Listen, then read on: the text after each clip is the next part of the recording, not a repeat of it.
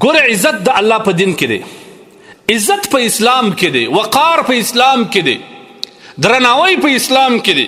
څومره چې په ځان کې اسلام راولې هغونه به د انسانیت او د الله په نیز باندې عزتمن یې، قدردانه به او باوقاره به. څومره چې د خدای د دینه واټن اخلي، څومره چې عزت د نورو په اتباع کې بولې، هغومره به ذلیله کېږي، هغونه به خوار کېږي. تاسو ولیدله بله ورځ د سعودي عرب د باچا توهین وڅه که نه؟ چا وکړي؟ د دوی بادار وکړي.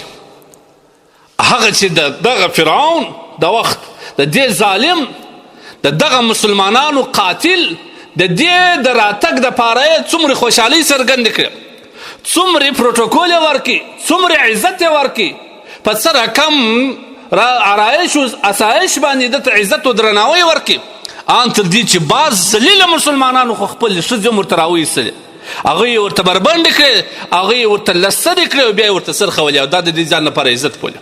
خود بیا هغه بېعزتي کوي.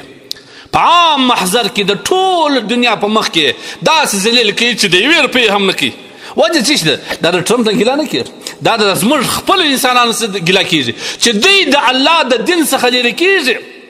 الله موږ ته پیغام راکوي چې دا زما دشمن دی، ستا دشمن دی. دشمن ته سړی وقار ورکوي، دشمن ته سړی عزت ورکوي، دشمن ته سړی خپلې ښځې راباسي، دشمن ته سړی دومره درناوی کوي، دومره اسرافاتو پیسې ورته شیندي چې یو طرف ته ستا مسلمان ورونه هغوی په وچه ګوله نه دي ماړه، هغوی در بمبارو در ظلم لاندې دي، او دلته ته بیا د وخت د ظالم دومره پروټوکول کوي، نو بیا به خود ته د عام محشر کې به داسې ذلیله کېږي. دا د قرآن فیصله ده. لن ترضى عنك اليهود ولا النصارى حتى تتبع ملتهم. تر هغه ساعته قسم په خدای کې خوشحاله کې چې مکمل د ده و دین ته راوښتې نه. په دې باندې هغه نه تا نه ویل چې دا ما زه د دې ځای څه ولاړې، هلته یې په یو غونډه کې څه ویل، دوی ما ته عزت په دې ماڼۍ په دې باندې راکړي. حضرت عمر رضی الله عنه به ویل انا كنا اذل القوم، موږ وو چې اسلام ملا نه راوړی د مځکې پر سر موږ ذلیل قوم. فاعاذنا الله تعالی بالاسلام، الله موږ ته شرف او عزت و وقار په اسلام کې راکړي. د چې بیت المقدس ته ننوځي دا کلمات وایي، بیا څه وایي؟ فمهما نطلب العزه بدون ما اعزنا الله تعالی. کله چې موږ په هغه څه کې عزت تلاشوو، په هغه څه کې عزت ګورو چې الله پاک جل جلاله موږ ته د عزت ذریعه نه ده ګرځولی، د عزت ذریعه چې کوم الله ګرځولی د هغه نه علاوه موږ په بل شي کې عزت تلاشو، په بل شي کې وقار تلاشو، الله به موږ ذلیله کوي. نو عام مسلمانان ورځ سره بلې پر دې خوا روان، موږ د کافرانو د دوی د رواجو د دوی د هر کلتور څخه موږ دومره متاثر یو چې خپل دین خو پرېږده چې پرېږده، خپل رواج ان تر دې چې خپل پښتني او مسلماني کلتور رواج راڅه پاته دی د دوی په اتباع کې روان. نو ولې موږ به نه ذلیله کېږو؟ تر دې به هم موږ ذلیله کېږو. کوم څوک پر سر ټکوي، کوم څوک په مځکه نه باسي، کوم څوک هر څه کوي، کوم په وینو لمبوي، کوم هر څه کوي، دا ګیله زموږ د خپل ځانه ده، د هېچ چا څه موږ ګیله نه کوو.